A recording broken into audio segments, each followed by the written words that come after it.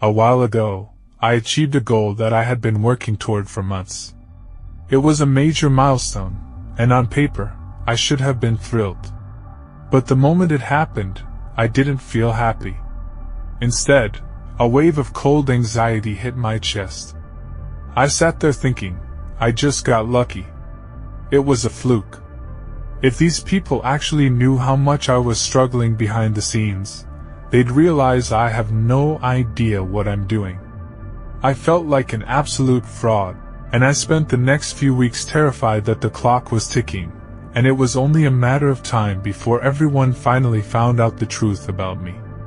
For a long time, I thought I was the only person who felt this way. I assumed that truly successful, confident people walked around feeling 100% secure in their abilities. But as I started opening up and researching the human mind, I realized I was trapped in a massive psychological illusion. It turns out that some of the most brilliant minds in history, from elite CEOs to Oscar-winning actors, and even Maya Angelou and Albert Einstein, suffered from this exact same hidden torment. Why do our brains actively rewrite our wins into luck, and our hard work into a lie? What I discovered completely changed how I handle my own self-doubt. When I looked into the science, I found out that this mental glitch has a name: Impostor Syndrome. And ironically, it almost never happens to people who are actually incompetent. It specifically targets people who care, work hard, and are actually doing well. I realized my brain was playing a very specific trick on me. When we look at ourselves, we see all of our messy behind-the-scenes footage. I know about the mistakes I made this morning, the doubts I had last night, and how chaotic my thought process can be. But when I look at everyone else, I only see their highly polished, edited highlight reel.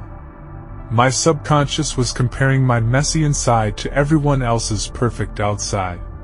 Because of that, the more I achieved, the worse the feeling got. Every new level of success didn't cure my insecurity, it just raised the stakes. My mind convinced me that the higher I climbed, the harder I would fall when my lack of talent was inevitably exposed. To break free from this, I had to completely re-engineer how I talked to myself. I realized that waiting for the feeling of being an imposter to just go away was a losing battle. The doubt is a natural side effect of stepping outside your comfort zone. So, I started practicing a rule I call the fact sheet filter. Whenever that voice in my head starts whispering, "You don't belong here, you just got lucky," I immediately stop. I take a deep breath, and I force myself to look at my life like a cold, outside investigator.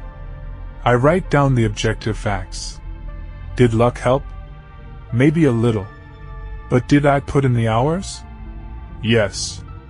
Did I solve the problems? Yes. Did I stay up late rendering, writing, and practicing?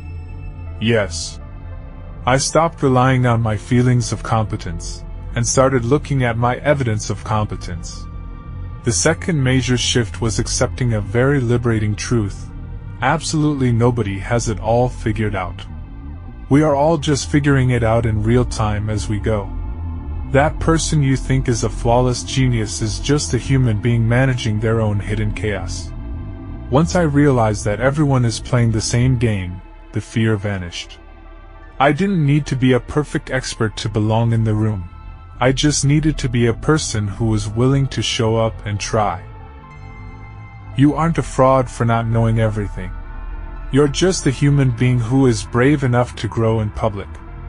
If you are ready to keep shattering these hidden mental traps alongside me, hit that subscribe button. Let's figure out why we do it together. See you in the next video.